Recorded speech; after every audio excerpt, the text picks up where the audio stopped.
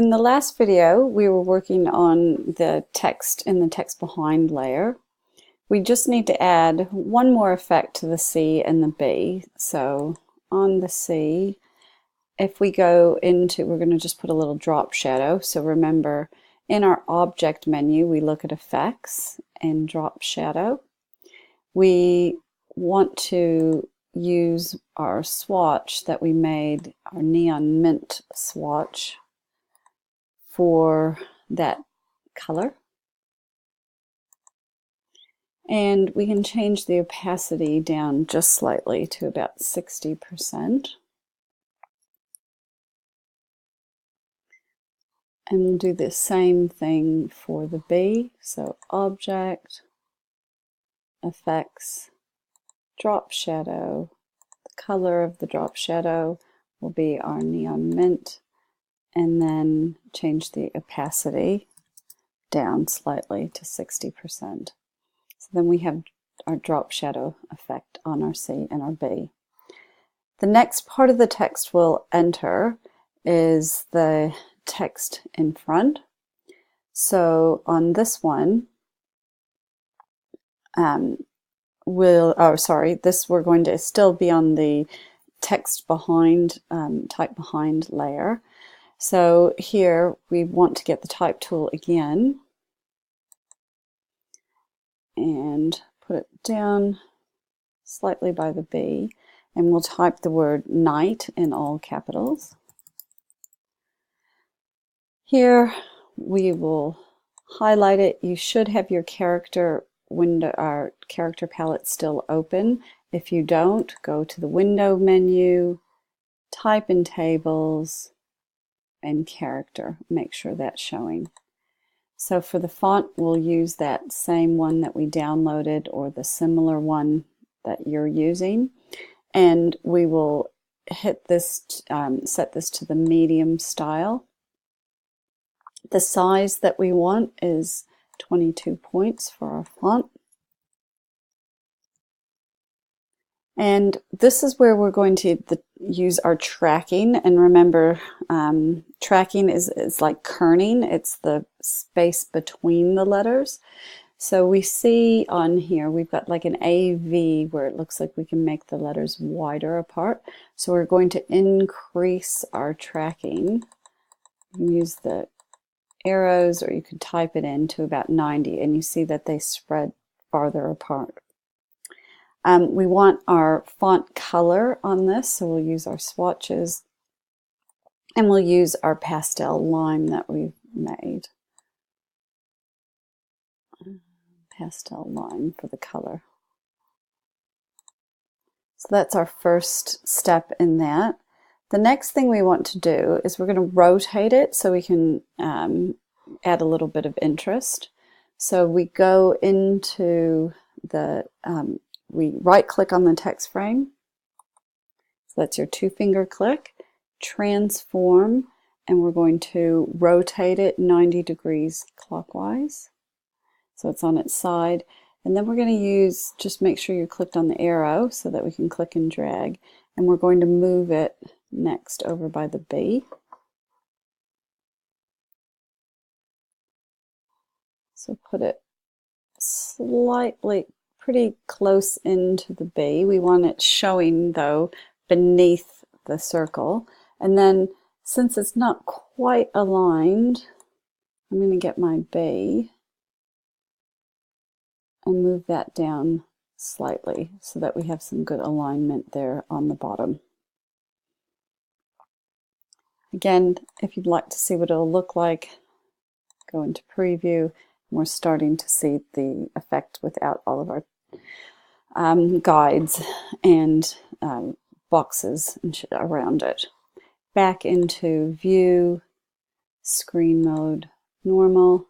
This would be a good time to do a file save since we've made some changes. The next thing we're going to do is use the type tool to create another small text frame, and this is going to go up in the top right hand corner of the page. So we can get our text tool, go in the top right, and we're going to add in an introductory sentence. So this is Riot BLVD, so Riot Boulevard presents its opening. We're going to set that font again to our Charlevoix Pro, and we'll put the titles in bold and the other text in medium. So here I'm just going to set it all to medium.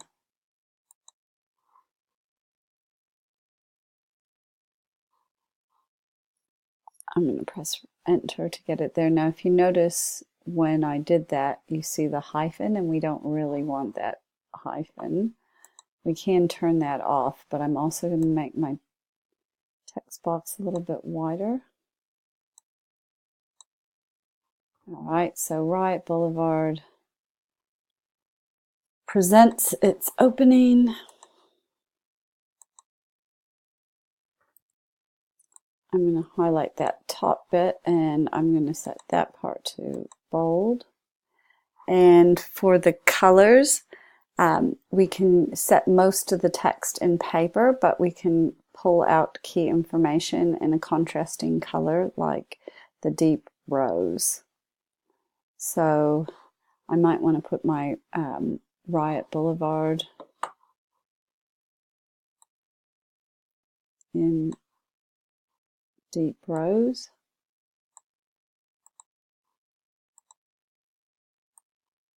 Presents its opening, and I can set that to paper. Well, that doesn't show up very well on the page. I don't like the, there's a lack of contrast there. So I might try to put that in something different that's going to show up a little bit better. Maybe put the Riot Boulevard in the paper. So we need to make sure that we're adding enough contrast with our colors. And again, I'm going to just put up on the screen here what the final design is going to look like. So that's our goal.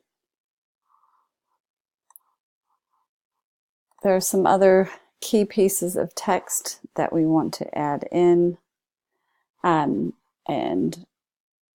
we'll add those to the bottom. So we're going to add in some date and some entry fee information. So we'll get another text box, drag that in the bottom, and put in some dates. Saturday,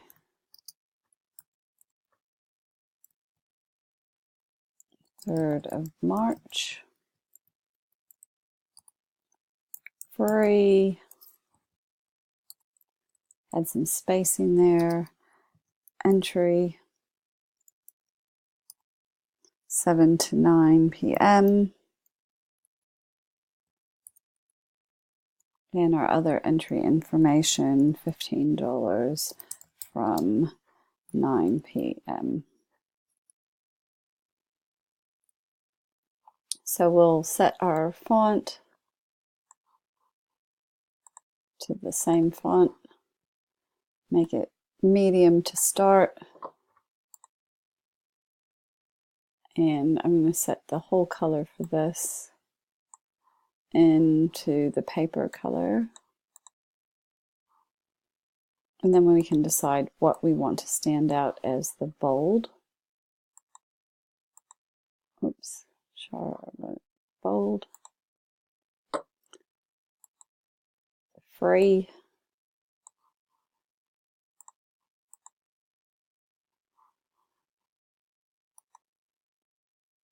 And we also might want our 3rd of March bold.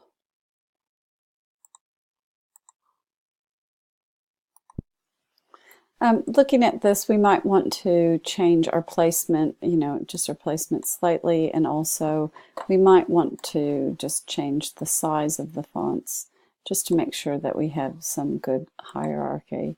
So for example, up here, the Riot Boulevard, that one, let's bump that up to 22. And presents its opening about 16. We can rearrange or resize our text boxes just to make sure that we don't have hyphenation. So you can play with the placement a bit of where you want things and the size of your fonts. On this one down at the bottom, I'm going to change mine up. I think it's too small. We're going to work on 18. And then make sure we have things aligned. So here I'm going to align that to the outside edge. And maybe our Riot Boulevard one is the same alignment with the night below. And you can see when you drag things, the automatic guides show you when they're aligned with boxes below. So once you've got yours like you like it there, the last thing that we need to do is we need to add our other elements on the top so that we have our L and our U to show what the club will look like, and those are going to go on the top of the circle. So I'll just show you what that will look like. And undo. Didn't mean to pull that over. I just wanted to show you the document in the window. So that's what it will look like. So we'll put those on the top. If we're looking at our layers palette, so I'm going to lock the type behind, unlock the type in front, and click on that. What we can do here, we can just make some new text boxes, and we want to have them similar. So if we go get our text box, put it there, and you could copy and paste, or we'll just go through the exercise of making the text again so you remember how to do it. So we have our L, and we want that in our extra bold, and we had that at size 130. The swatch color on that was, where have my swatches gone to? I think I could have turned those off. Window, color swatches. And we had that as paper. The other thing, if you remember, we added an effect. So that's effects. We put on drop shadow, and we use the neon mint for the drop shadow, and we put that down to about 60% opacity. We can move that, add some interest. So now we have the L. If you want to just duplicate that now, you can use your 2-finger mouse click or your right click, copy, and paste. And then we can just get our text tool and make that into the U. And there we have most of our text in place. The last thing that we have to do before the end is just add on our pattern. So I'm going to go into that view, screen mode, preview, see how it's looking right now, and then we'll add the interest with those shapes. So do a file, save at this stage.